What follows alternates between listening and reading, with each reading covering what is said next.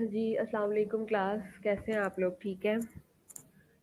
Good afternoon to everyone. Thank you Shanza, Yasmin, Sehrish, Salman. मेरी आवाज़ आ रही है सब लोगों को? माय वॉइस इज़ ऑडिबल और नॉट? सबको आवाज़ आ रही है? सलमान बेटा आवाज़ आ रही है आपको? यास्मीन आवाज़ आ रही है? शांजा आवाज़ आ रही है? So will take start.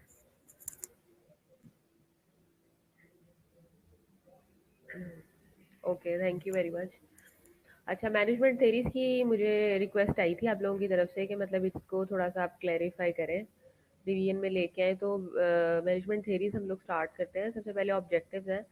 तो कहता है कि पार्टिसिपेंट्स जो हैं वो अंडरस्टैंड द इम्पॉर्टेंट टर्मिनोलॉजीज। मतलब सबसे पहले आपको इसमें इम्पॉर्टेंट टर्मिनोलॉजीज का पता चलेगा, थेरी एंड मैनेजमेंट का पता पता चलेगा आपको, क्लासिकल थेरी का पता चलेगा, उसके एलिमेंट्स के बारे में पता चलेगा। डिफरेंट थेरीज की ये नेम है, क्लासिकल है, ह्यूमनिस्टिक है, सिस्टम थेरी है, कॉन्टिजेंसी है, ठीक है, काओस की थेरी है, ठीक है, और कॉम्प्लेक्सिटी थेरी है। मतलब इसको उसने इसकी प्रिंसिपल, इसकी प्रॉपर्टीज, हर चीज़ इसके अंदर उसने बताई हुई है।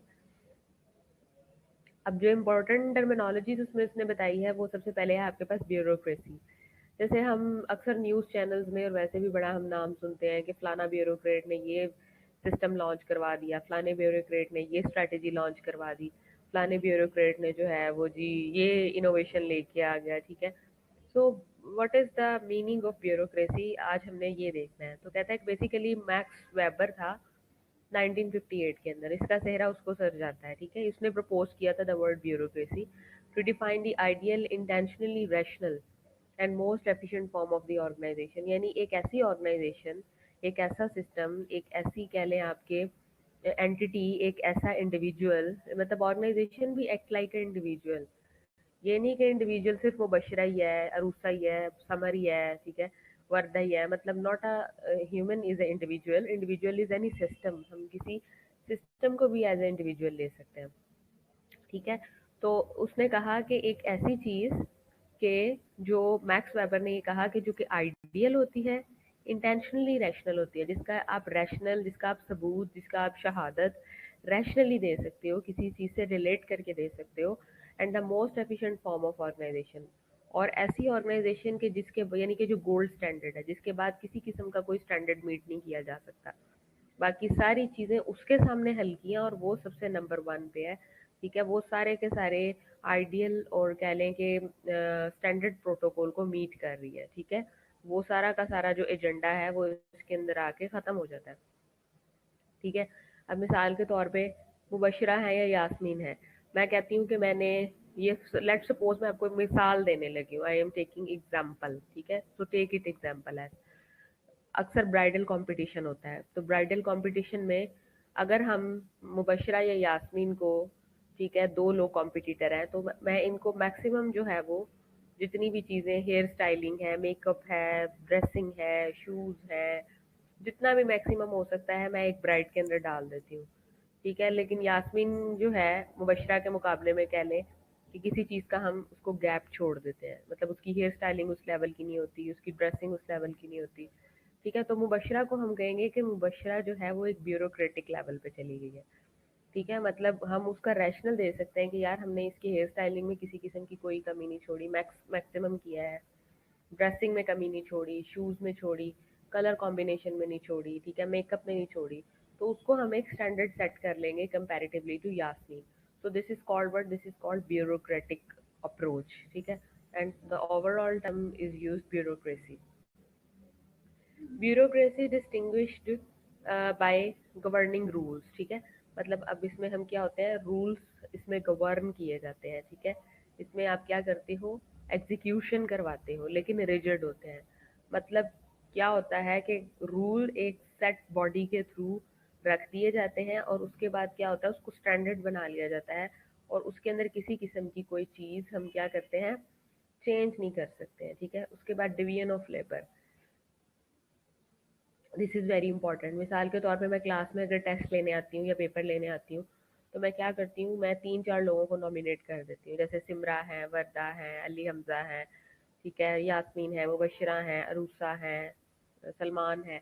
5 लोगों को मैंने नॉमिनेट कर दिया कि अपनी अपनी रो में आप टेस्ट जो है वो डिस्ट्रीब्यूट करना शुरू कर दें, और मैं सिंपल जो है वो डाइस के ऊपर मॉनिटर कर रही होती हूँ ओवरऑल आपके सेशन को। ठीक है। उसके बाद इन 5 लोगों की ड्यूटी जब मैंने लगा दी क्लास के अंदर, तो मैंने क्या बताया, मैंने डिवीजन ऑफ लेबर कर दिया, मैंने काम को डिवाइड कर दिया। ओवरऑल ब्यूरोक्रेसी की जो ब्यूरोक्रेटिक रोल प्ले कर रही हूँ वो मैं कर रही हूँ क्लास के अंदर, लेकिन नीचे मैंने गवर्निंग रूल अप्लाई किए और डिवीजन ऑफ लेबर स्टार्ट कर दी। फिर मैंने चेन ऑफ कमांड रखी। चेन ऑफ कमांड क्या है कि मतलब समर या फिर सलमान है, निशाल है, वर्दा है, उनको मैंने कह दिया कि नहीं, आप इनके ऊपर नज़र रखो, अगर आपने अपना कर लिया टेस्ट तो आप इनके ऊपर नज़र रखो, किसी किस्म की कोई ये आपस में बोले ना। तो मैंने उनको कमांड दे दी इस चीज़ की। ठीक है। सो ये मैंने चेन ऑफ कमांड डिफरेंट लोगों के अंदर डिस्ट्रीब्यूट कर दी। उसके बाद मैं आ गई स्पेशलाइजेशन की तरफ। अब स्पेशलाइजेशन, अगर मुझे पता है कि लीडरशिप के अंदर शांता बहुत अच्छा पढ़ती है, ठीक है, या यास्मीन बहुत अच्छा पढ़ती है, या सिमरा बहुत अच्छा पढ़ती है, उसके कॉन्सेप्ट जो है कंपैरेटिवली अदर मेंबर्स जो है वो क्लियर है, तो मैं जब आपकी ग्रुप स्टडी करवाऊंगी तो मैं क्या करूंगी कि मैं 4 लोगों का अगर ग्रुप बनाती हूँ या 5 लोगों का ग्रुप बनाती हूँ, तो मैं उनमें से एक पर्सन को नॉमिनेट कर दूंगी कि भाई आपने जो है वो ये स्टेप लेना है, आपने इनिशिएट लेना है, आपने इनको ये वाले टॉपिक्स कवर करवाने हैं, और बाकी मेंबर से मैं कहूँगी कि वो अपने ग्रुप मेंबर के साथ जो है वो लेजॉन रखे। ठीक है। क्यों? क्योंकि उसकी स्पेशलाइजेशन है लीडरशिप और मैनेजमेंट, और आप उनके साथ मिल के काम करें। ठीक है। जिस जिसमें कंसेप्ट में क्लैरिटी नहीं है आप उनसे पूछें उनके लेवल तक। मैं तो एज अ ब्यूरोक्रेटिक काम कर रही हूँ ना, ब्यूरोक्रेटिक में स्टाइल कर रही हूँ, ऑर्गेनाइजेशन को ओवरऑल देख रही हूँ।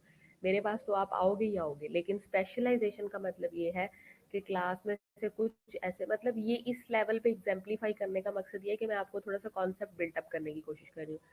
Getting my point Simra? मेरा ख्याल ये एग्जांपल्स देने का मकसद सिर्फ और सिर्फ ये है कि आपको इनके पीछे जो मीनिंग है इन वर्ड्स के, इनका को जो फिलॉसफी है उसको मैं क्लियर करवा सकूँ। अच्छा, आगे आ जाता है थ्योरी। What is theory? कहता है theory is an analytic structure design to explain a set of observation. मतलब अब डिफरेंट ऑब्जर्वेशन हैं, कि मतलब मैं कहती हूँ कि पैरट ग्रीन कलर का होता है, ठीक है, पैरट की पीक जो होती है वो रेड कलर की होती है, ठीक है, ये मेरी ऑब्जर्वेशन है।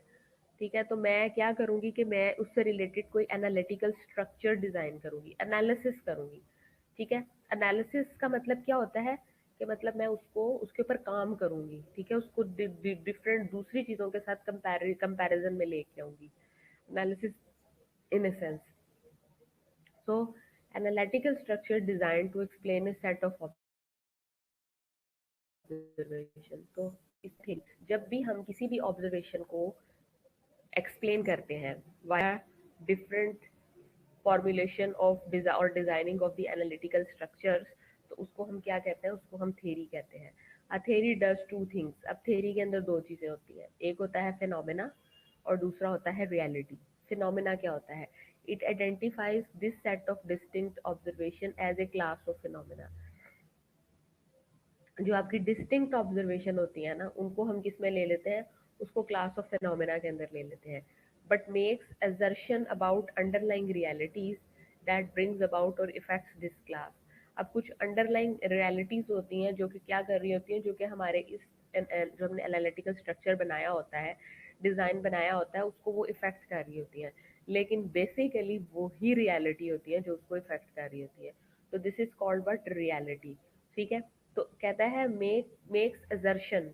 assertions मतलब कि आप क्या करते हो, उन चीज़ों को निकालते हो जो कि वाकई उसकी फंडामेंटल्स हैं, ठीक है, जिन जो वाकई रियलिटी बेस्ड है, लेकिन वो हमारे ओवरऑल फिनोमेना को डिस्टर्ब करती हैं, लेकिन अंडरलाइंग पार्ट भी उसका है। तो this is called what? Reality. ठीक है।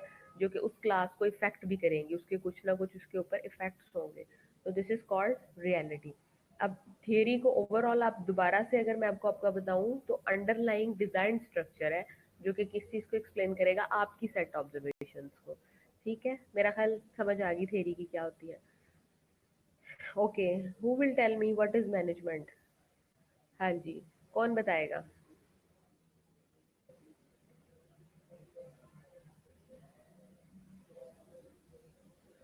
How many people are present in the class? 20, 19 students are present. Every individual tell me.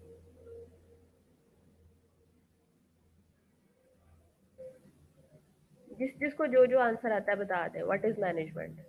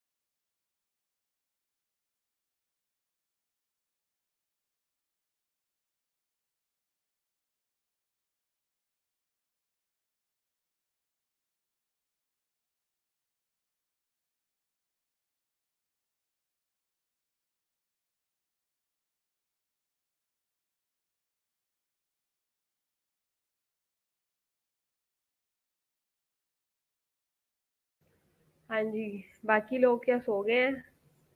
Salman ने बताया है, आरफा ने बताया है, रूप ने बताया है, नेहा ने बताया है, जिले हुमा ने बताया, सबा ने, वर्दा ने, लाइबा ने, रिसोर्स ऑर्गेनाइजेशन। लाइबा ने तो बहुत ही फनी बताया है। सिद्रा ने बताया है। And that's it. ठीक है। सिर्फ और सिर्फ 5 से 6 लोगों ने बताया है। ठीक है, बाकी सारे के सारे जो है वो ऑनलाइन होके अपना मोबाइल साइड पे रख के जो है वो कुछ और कामों में मसरूफ है। इन्हीं लोगों की अटेंडेंस होगी क्लास में जो लोग एक्टिवली पार्टिसिपेट कर रहे हैं। अच्छा, मैनेजमेंट कहते हैं organisation and coordination of the activities of an enterprise in accordance with the certain policies and in achievement of clearly defined objective। अब मैनेजमेंट जो होती है वो हमेशा से, जी जी नुजरत आपने भी बताया, डोंट वरी। अच्छा, मैनेजमेंट जो होती है वो शुरू से ही अगर देखा जाए तो एक सेट पॉलिसीज के तहत जो है वो एक ऑर्गेनाइजेशन के स्ट्रक्चर को और उस प्रोजेक्ट को आगे लेके चलने का नाम होता है। ठीक है, और उसमें हम क्या करते हैं, कोऑर्डिनेट करते हैं अपनी पर्टिकुलर एक्टिविटीज से रिगार्डिंग डिफरेंट लोगों के साथ, पॉलिसीज बनाते हैं, क्लियरली ऑब्जेक्टिव्स को सेट करते हैं। So basically organisation and coordination of activities. ठीक है, ये मैनेजमेंट जो होती है ये ऑर्गेनाइजेशन होती है एंड कोऑर्डिनेशन होती है उस पर्टिकुलर प्रोजेक्ट की एक्टिविटीज का जो कि डिफरेंट पॉलिसीज के तहत हमने आगे लेके चलनी होती है और जिसके सेट ऑब्जेक्टिव्स और सेट आउटकम्स होते हैं। ठीक है, so management is often include as a factor of production. ठीक है, इसमें फैक्टर ऑफ प्रोडक्शन होता है अलॉन्ग विद मशीन्स, मटेरियल्स। ठीक है, मशीन्स और मटेरियल्स आ जाते हैं, humans and letters and money. ठीक है, the basic task of management is twofold. ठीक है, अब जो बेसिक टास्क इसका होता है वो टू फोल्ड होता है, मार्केटिंग एंड इनोवेशन। ये क्या है, ये इसका आप कह लें कि बेसिक टास्क है मैनेजमेंट का टू फोल्ड, जिसमें उसने कहा है एक कि ये मार्केटिंग में भी आ जाता है और इनोवेशन में भी आ जाता है। अच्छा, आगे management theories following are the main management theories. Classical theories है, ह्यूमनिस्टिक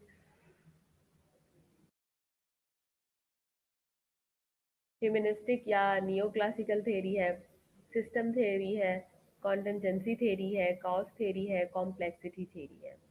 ठीक है।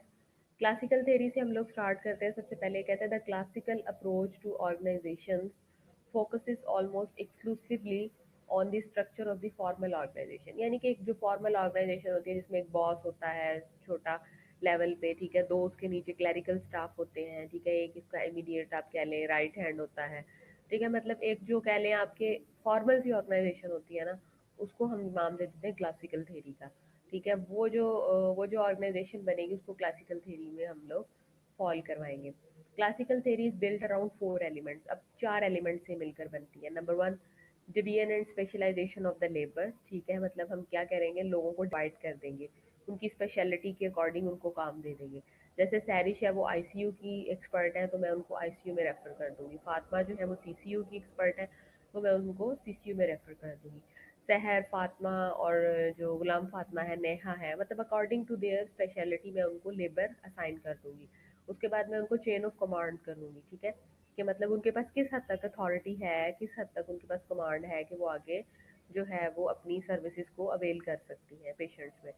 फिर ऑर्गेनाइजेशनल स्ट्रक्चर पे हम लोग बात करते हैं एंड स्पैन ऑफ कंट्रोल। ठीक है, मतलब उसके ऊपर टोटल कंट्रोल हमने रखना होता है।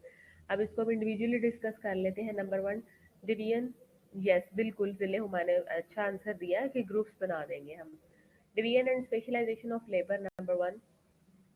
तो सबसे पहले आ जाता है आपके पास dividing the work and reducing the number of the task, increasing the employ efficiency and improving the organization's product. This concept lends itself to proficiency and specialization. वही बात आ गई कि मतलब स्पेशलिटी वाले लोगों को मैं स्पेशलिटी का एरिया साइन कर देती हूँ। अब ये नहीं कि जिले हुमा आईसीयू की एक्सपर्ट नहीं है तो मैं इनको आईसीयू में डाल दूँ और उस बेचारी को सारा आईसीयू कराऊँ कि नहीं, अगर आईसीयू में 4 या 5 पेशेंट है तो पांचों पेशेंट्स को तुमने केयर देनी है। ठीक है, वो भी टर्मिनल इलनेस के ऊपर है। अगर उस बेचारी की स्पेशलिटी नहीं है तो मैं कैसे उसको उसके अंदर डाल दूँ। मुझे चाहिए कि अगर फातिमा अफजल या सहर कंवल है या सहरिश है, ठीक है, वो इस चीज़ की एक्सपर्ट है तो जिले हुमा को मैं वहाँ से हटा के उधर जो है असाइन कर देती हूँ। क्यों? क्योंकि हमने ओवरऑल एम्प्लॉय की एफिशिएंसी जो है उसको इन्हेंस करना होता है। ठीक है, उस पर हमने उसको बर्डनाइज नहीं करना होता। ठीक है, क्यों? क्योंकि इससे जो हमें प्रोडक्ट मिलेगी, जो हमें पेशेंट्स का रिस्पॉन्स मिलेगा in the form of the product, in the form of the outcome, वो क्या होगा, मैक्सिमम मिलेगा। ठीक है, जो बंदा जिस चीज़ का एक्सपर्ट होता है उसको उसी चीज़ में असाइन करना चाहिए। यही है division and specialisation of labour. Labour मतलब ये है कि काम लेना लोगों से। ठीक है, लोगों को उस जगह पे असाइन करना जिस चीज़ में उनकी स्पेशलिटी है। आगे आ जाती है चेन ऑफ कमांड। इसको हम देखते हैं। कहता है it is a hierarchy of authority and responsibility within the organisation. ठीक है, अब इसमें accountability is very important. Accountability में आगे से दो चीज़ें आती हैं, अथॉरिटी एंड रिस्पॉन्सिबिलिटी। अच्छा, अब ये चेन ऑफ कमांड क्या होता है कि ये हायरार्की होती है। मिसाल के तौर पे सहरिश टीम लीडर है, टीम लीडर से नीचे मैनेजर है, ठीक है, या ऊपर मैनेजर है, जो भी हॉस्पिटल साइड पे आपकी है। उसके बाद आपकी हेड नर्स आती है, उसके बाद स्टाफ नर्स आ जाती है, ठीक है, उसके बाद आपका स्टूडेंट आ जाता है, ठीक है, उसके बाद आपका इंटर्नी आ जाता है। तो ये एक हायरार्की बनी हुई है। सही है, मैं हॉस्पिटल साइड की बात कर रही हूँ। तो उस हायरार्की के अंदर रहते हुए उन अथॉरिटीज और रिस्पॉन्सिबिलिटीज को उस ऑर्गेनाइजेशन के अंदर यूज करना, वो क्या आ जाता है, चेन ऑफ कमांड आ जाता है। अब ऐसा नहीं है कि इंटरनी उठ के जो है वो मैनेजर से बदतमीजी करना शुरू कर दे या मैनेजर से कहे कि मुझे ये चीज़ नहीं आ रही। नहीं, इंटरनी का काम है वो स्टाफ नर्स को बताए। स्टाफ नर्स को अगर एक चीज़ नहीं आती तो वो हेड नर्स से पूछे, हेड नर्स को नहीं आती तो वो टीम लीडर से पूछे, टीम लीडर को नहीं आती तो वो मैनेजर से पूछे। ऐसा नहीं है कि आपने उठ के इंटरनी उठ के जाके जो है वो मिल रहा है आपकी नर्सिंग सुपरिटेंडेंट से। ठीक है, this is not the way. Hierarchy wise आपने चलना है। ठीक है, हाँ, अगर आपकी बात नहीं सुनी जाती किसी लेवल के ऊपर तो आप जंप करो। ठीक है, लेकिन जंप करने का मकसद ये है, ये नहीं कि आप नेगेटिव जंप करो, आप पॉजिटिव जंप करो लेकिन अपने से वेरी नेक्स्ट लेवल के ऊपर। ठीक है, अथॉरिटी की अगर बात करें, राइट और पावर टू डायरेक्ट एक्टिविटी। ठीक है, अब मैंने लाइबा को अथॉरिटी दे दी, नेहा को अथॉरिटी दे दी कि आपने क्या करना है, आपने जाके सुबह जब आना है एज अ स्टाफ नर्स या एज अ कह लें कि आप, मैं काम कर रही हूँ, हेड नर्स कर रही हूँ और मैं उनको कह देती हूँ कि बेटा जब आएगा आप सुबह आओ, नेहा सुबह जब आओ तो आपने आते साथ जो है बेड नंबर 1 और बेड नंबर 2 के पेशेंट्स को माउथ केयर देनी है। ठीक है, क्योंकि उन्होंने ब्रेकफास्ट करना है तो mouth care is very important. तो मैं लाइबा और नेहा को जो है वो ये चीज़ असाइन कर देती हूँ।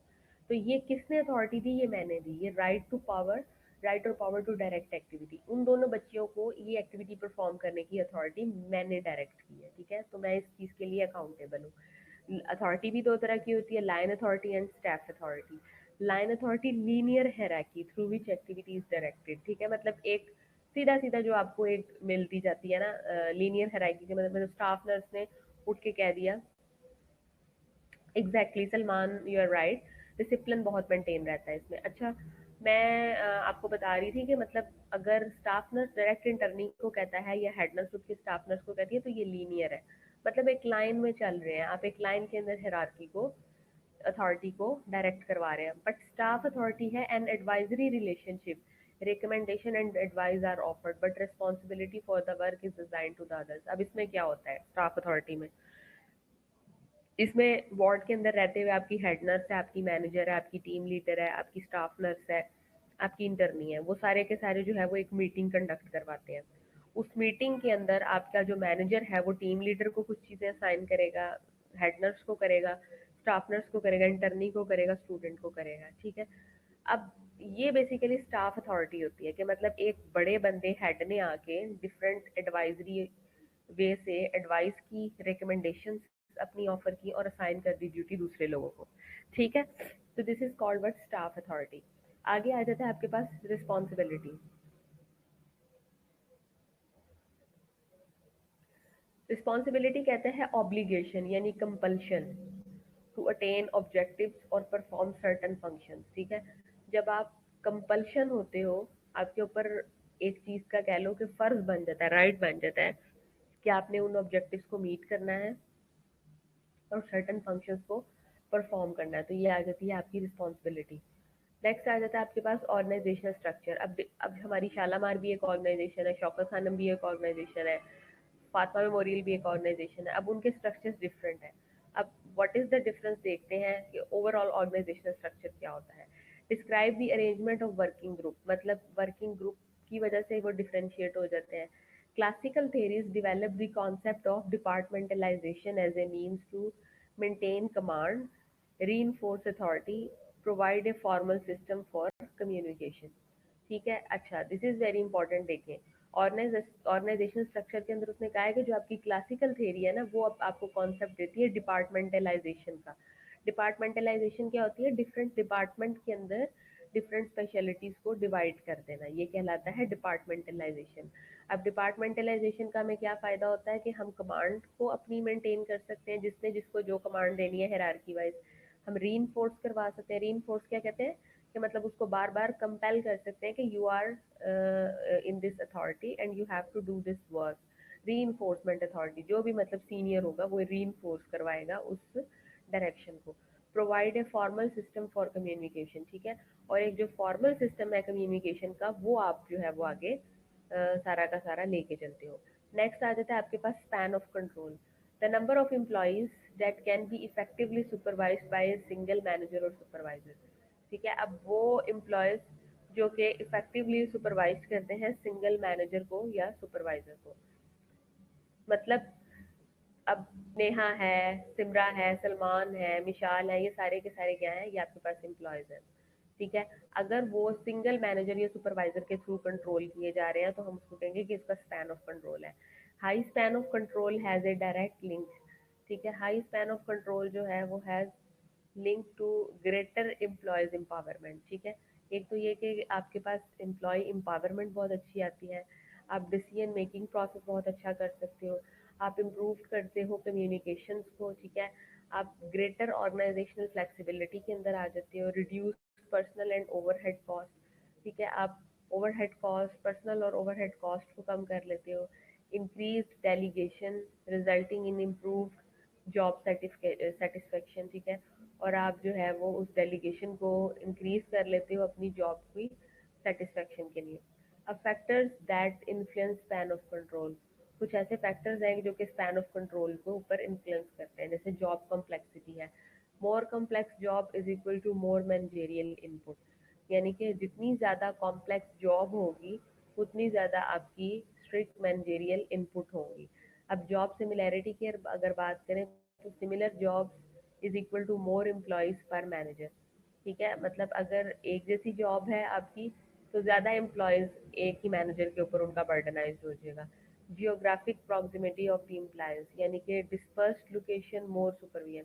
मतलब एक मैंने ऊपर वाले फ्लोर के अंदर मैंने वर्दा कर रही हैं, नीचे वाले फ्लोर पे यास्मीन है, ठीक है, उसके बाद कोई 10 मिनट की मुसाफत के लिहाज से सामने वाला डिपार्टमेंट है जो साइकेट्रिक है, वहाँ पे सलमान काम कर रहा है या सिमरा कर रही है, ठीक है, और I am taking you as a supervisor. तो मेरी मेरी दौड़े दौड़े लग जा करेंगी कि मैंने वर्दा को भी देखना है, नेहा को भी देखना है, सलमान को भी देखना है, ठीक है। तो मतलब जियोग्राफिकल डिस्ट्रीब्यूशन बहुत ज़्यादा आ जाती है ना, डिस्पर्स्ड लोकेशन अगर हो जाती है तो ज़्यादा सुपरविजन आपको चाहिए होती है। Amount of coordination to complete task, ठीक है, मतलब अब जारी बात है उस लिहाज से कोऑर्डिनेशन भी मुझे ज़रूरी है और उस लिहाज से मेरी सुपरविजन भी ज़्यादा हो जाएगी। तो स्पैन ऑफ कंट्रोल में जब एक मैनेजर डिफरेंट लोगों को सुपरवाइज कर रहा होता है तो उसके अंदर डिफरेंट चीज़ें जो फैक्टर्स आते हैं वो मैंने आपको बता दिया। नेक्स्ट आ जाता है आपके पास टॉल स्ट्रक्चर ऑर्गेनाइजेशन या मशीन ब्यूरोक्रेसी। अब टॉल स्ट्रक्चर ऑर्गेनाइजेशन या मशीन ब्यूरोक्रेसी को देखते हैं, क्या कहता है, लार्ज नंबर ऑफ मैनेजर, इसमें मैनेजर ज़्यादा होते हैं जिन्होंने ओवरऑल कंट्रोल करना होता है। Narrow span of control, narrow क्यों होगा, क्योंकि मैनेजर ज़्यादा हैं तो इजीली वो सुपरवाइज कर लेंगे। Can suffer from having too many managers expensive. अब मैनेजर्स ज़्यादा रखना ऑर्गेनाइजेशन के लिए बर्डनाइज भी हो सकता है, क्योंकि मैनेजर सस्ते में तो काम नहीं करता ना, मतलब आखिर वो उसकी एक हायरार्की है, उसका एक लेवल है, मतलब उस लेवल के अकॉर्डिंग उसने क्या करना है, खुद को मैनेज करना है, चीज़ों को मैनेज करना है, और कह लें कि उसने there are many difficulties for him और herself. So overall organisation पे बर्डन हो जाएगा अगर मैं दो दो बंदों के लिए भी मैनेजर रखना शुरू कर दूंगी, क्योंकि मैनेजर जो है वो काफ़ी हैवी पे लेता है। So decisions can take a long time to reach bottom of hierarchy. और जो एक डिसीजन भी बनना होता है वो भी आपको पता है एक टाइम लेता है, ठीक है, कि आप उसको जो है वो बॉटम वाली हायरार्की से देखते हैं, जब निचले लेवल से देखते हैं। Can provide good opportunities for promotion, ठीक है, जारी सी बात है प्रमोशन जल्दी होगी जब दो लोगों के ऊपर आपने सिर्फ और सिर्फ अपना रखना होगा, ठीक है। हाँ जी बिल्कुल, जिले हुमा ने बहुत अच्छा कहा कि टास्क स्ट्रक्चर कॉम्प्लेक्स कॉम्प्लेक्स भी और एक्सपेंसिव भी हो जाता है। इतना खर्चा ऑर्गेनाइजेशन के पास नहीं होता कि एक एक बंदे या दो दो बंदों के पीछे जो है वो एक एक मैनेजर हायर करे। तो manager does not have to spend so much time managing staff, और इस तरह से उसको ओवरऑल मैनेजर को जो है वो इतनी खपत नहीं सहनी पड़ती हर बंदे के ऊपर जा जाके जो है वो अपना कह लें कि एक फ़िल्टर लगाए और उसको मतलब कि एक एक बंदे को जाके चेक करे, क्योंकि उसके नीचे कर ही दो लोग काम रहे हैं, ठीक है। तो स्टाफ मैनेजमेंट जो है वो उसके लिए इतनी ज़्यादा मुश्किल नहीं रह जाती। So flat structure organisation and professional bureaucracy.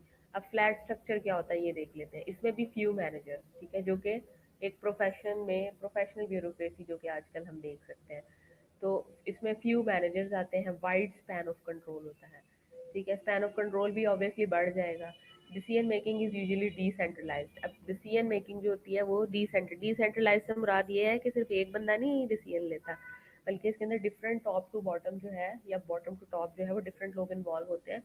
उनका अपना अपना एक कहने की पॉइंट ऑफ व्यू होता है और उस पॉइंट ऑफ व्यू के अकॉर्डिंग वो चलते हैं, तो डिसेंट्रलाइज हो जाती है डिसीजन मेकिंग, ठीक है। ये देखें ज़रा टॉल ऑर्गेनाइजेशन की एग्जांपल, ये प्रेसिडेंट है, ये दो हेड्स हैं, ठीक है, ये मैनेजर है, ठीक है, उन मैनेजर्स के नीचे ये टीम लीडर्स हैं दो दो, फिर उन टीम लीडर्स के नीचे ये दो दो हेड नर्सेज हैं, ये हेड नर्सेज के नीचे दो दो स्टाफ नर्सेज हैं, ठीक है। तो मतलब it is very expensive and time consuming, ठीक है। लेकिन कंपैरेटिवली अगर इस चार्ट के अंदर आप देखें फ्लैट ऑर्गेनाइजेशन के अंदर, तो ये प्रेसिडेंट है और प्रेसिडेंट के नीचे फर्दर एक एक मैनेजर, और मैनेजर के नीचे जो है वो सारे के सारे ये एम्प्लॉयज़ हैं, ठीक है। इस फ्लो चार्ट से कितने लोगों को समझ आई है एक फ्लैट और टॉल ऑर्गेनाइजेशन की? ऑलमोस्ट सभी को क्लियर हो गया होगा। आगे नेक्स्ट आ जाती है आपके पास ह्यूमनिस्टिक थ्योरी या neo classical theory. Humanistic theory is based on social relationship, ठीक है, मतलब इसमें आपका लोगों के साथ इंटरेक्शन आ जाता है, मतलब कितने लोग आपके साथ डेली बेसिस पे इंटरेक्ट कर रहे हैं, ठीक है, कितने लोग जो हैं वो आप कह लें कि कितने मैनेजर्स जो हैं वो आपस में, मतलब आपका कह लें कि एक सोशल रिलेशनशिप बिल्ड हो जाता है उस ऑर्गेनाइजेशन के अंदर रहते हुए। Respond to group pressure and search for personal fulfilment, ठीक है। और जो एक ग्रुप प्रेशर होता है, ग्रुप प्रेशर से मुराद ये है कि अगर किसी आईसीयू वाला जो है वो सीसीयू वाले लोगों के ऊपर प्रेशर अप्लाई करना शुरू कर दे, या साइकेट्री वाला कहे कि नहीं जी आप हमारी परफॉर्मेंस बहुत अच्छी जा रही है, तो जो आपका एक पर्टिकुलर ग्रुप है वो उस प्रेशर को रिस्पॉन्ड करेगा, ठीक है, via your performing good activities, ठीक है, वो क्या करेगा, वो आउटपुट प्रोड्यूस करेगा।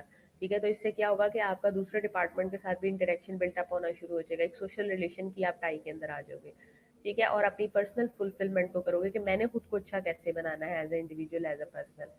अच्छा, अब प्रिंसिपल उसने बनाया है ह्यूमनिस्टिक थ्योरी के। ये ह्यूमनिस्टिक थ्योरी है, इसका दूसरा नाम है neo classical theory. Sometime UHS के पेपर में आपसे ये भी पूछा जा सकता है कि नियो क्लासिकल थ्योरी क्या होती है। So principles of humanistic theory अगर हम बात करें, तो कहता है humanistic theory is characterised by shift in emphasis from task to worker. ठीक है, मतलब इसका प्रिंसिपल क्या है कि इस प्रिंसिपल के अकॉर्डिंग जो करेक्टरिस्टिक्स होते हैं वो शिफ्ट हो जाते हैं क्या, कहाँ से, टास्क टू वर्कर। ठीक है, मतलब काम से वर्कर से लेबर को दे दिए जाते हैं कि start your work, go beyond physical contribution to include creative, cognitive and emotional aspect of worker. इसमें सिर्फ ये नहीं है कि जाओ जाके शाइस्ता मिशाइल टीका लगाओ मरीज को, ठीक है, उसको बेड पैन दे हो, उसको माउथ केयर दे हो, ठीक है, उसको बेड सोर से बचा लो, नहीं। सिर्फ फिजिकल कंट्रीब्यूशन नहीं मैंने करवानी इन स्टूडेंट्स की, बल्कि मैंने कहना है Shaista Mishail Sidra, you are working in ICU, do something creative, do something cognitive, do something emotional. ठीक है, मतलब आपने अपनी कॉग्निटिव, क्रिएटिव और इमोशनल एबिलिटीज को जो है वो क्या करना है, उनको टेक पार्ट करना है, मेरे साथ डिस्कस करना है कि madam this can be innovative, अगर हम ये पेशेंट है तो इसको हम इस तरीके से फर्दर केयर दे सकते हैं, ये केयर दे सकते हैं, ये केयर दे सकते हैं, ये मैं क्रिएटिविटी लेके आई हूँ। ठीक है, ये मैंने आज नया जर्नल पढ़ा था तो उस जर्नल में ये वाली चीज़ आई हुई थी, हम इसको माउथ केयर इस तरह से दे सकते हैं, हम इसको फुट केयर इस तरह से दे सकते हैं, हम इसको बेड सोर इस तरह से करवा सकते हैं। ठीक है, मत और मैं बैठ के सुनूंगी, ठीक है, आई हैव इनफ स्टेमिना, मतलब वो एक क्रॉनिक नर्सेज की तरह मैं बिहेव नहीं करूंगी कि नहीं जो मैंने कह दिया बस वही कह दिया वही करें, नहीं। बल्कि ह्यूमनिस्टिक थ्योरी ये कहती है कि आपने अपने जो जूनियर्स हैं उनको कहना है कि वो क्या करें, ब्रेन स्टॉर्मिंग करें। ब्रेन स्टॉर्मिंग करें और ब्रेन स्टॉर्मिंग के बाद जो है वो चीज़ों को सामने लेके आए। सो बेस्ड ऑन मोर डायडेटिक, यानी कि डायडिक जो होता है वो टू वे होता है, मतलब स्टूडेंट से मेरी तरफ और मेरे से स्टूडेंट की तरफ, तो this is called dyadic. Dyadic conceptualisation of communication, बात वही आ गई ना कि मतलब मिशाइल मेरे साथ कम्युनिकेट कर रही है ना कि मैडम ये एक नया तरीका आया है बेड बाथ देने का या बेड सोर को कवर करने का। ठीक है, तो फिर मैं उसको ये नहीं कहूँगी कि नहीं मिशाइल जो मैंने कह दिया बस आप वही करें, आप इससे हट के कोई बात ना करें। ठीक है, तो social relationships are at the heart of the organisational behaviour, effectiveness is contingent. ठीक है, अब वही बात आ जाए कि सोशल रिलेशनशिप को हम देखेंगे ऑर्गेनाइजेशनल बिहेवियर के, सो ओवरऑल जो इफेक्टिवनेस होती है वो कॉन्टीजेंट होती है, डिपेंडेंट होती है on the social wellbeing of worker. Workers communicate opinions, ठीक है, complaint, suggestion and feeling to increase satisfaction and production. तो ओरिजिन जो है वो इसकी क्या है, हॉथरॉन स्टडीज है। इसकी जो ओरिजिन्स हैं वो आपकी हाथरॉन स्टडीज के अंदर आ जाती है।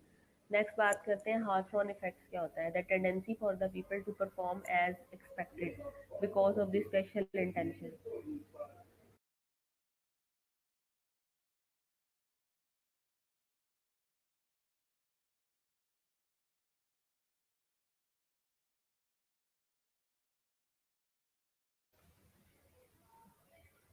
हाथरॉन इफेक्ट जो होता है, हाथरॉन इफेक्ट क्या होता है, the tendency for the people to perform as expected because of the special attention.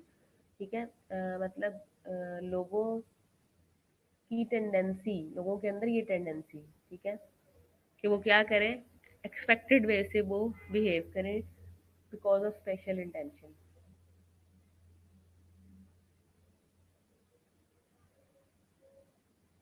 System theory देखें, system theory based on structure, people, technology and environment, इन चीज़ों के ऊपर बेस कर रही होती है। स्ट्रक्चर आ जाता है, पीपल आ जाते हैं, टेक्नोलॉजी एंड एनवायरनमेंट।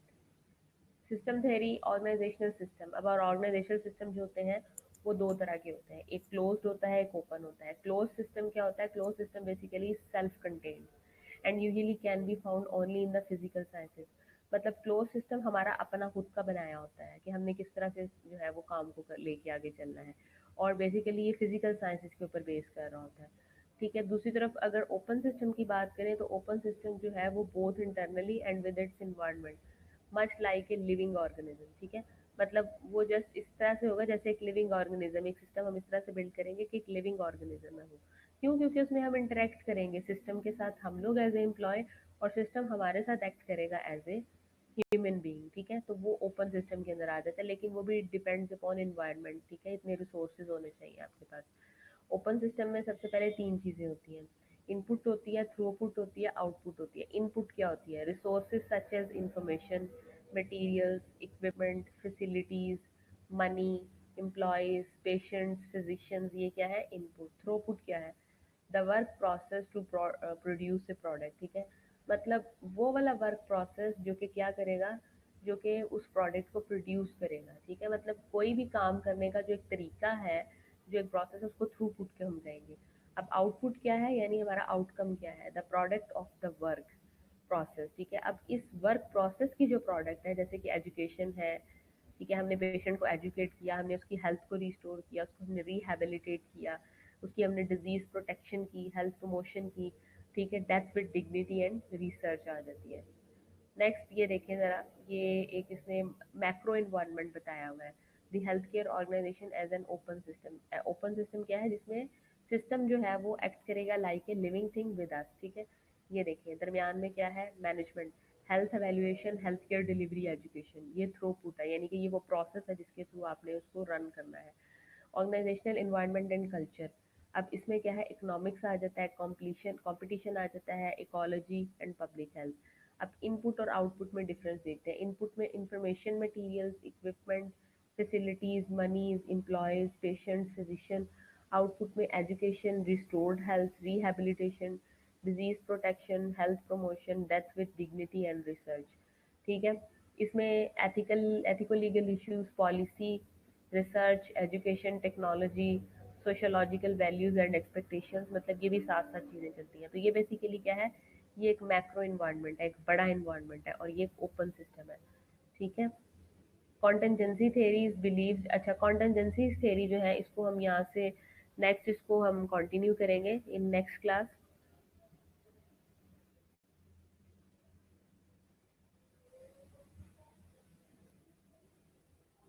इसमें कोई कंफ्यूजन है तो आप पूछ सकते हैं।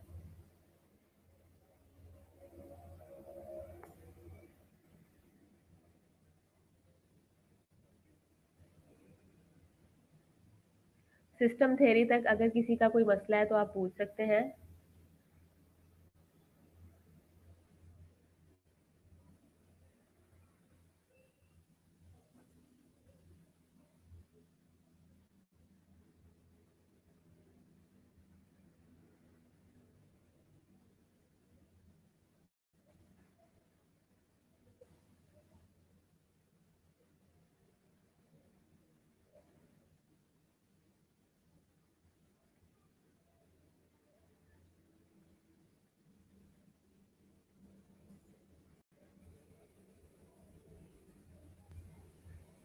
किसी किस्म का कोई क्वेश्चन है सिस्टम थ्योरी तक तो पूछ सकते हैं। किसी का कोई क्वेश्चन नहीं है? ये फ्लो चार्ट की समझ आई है?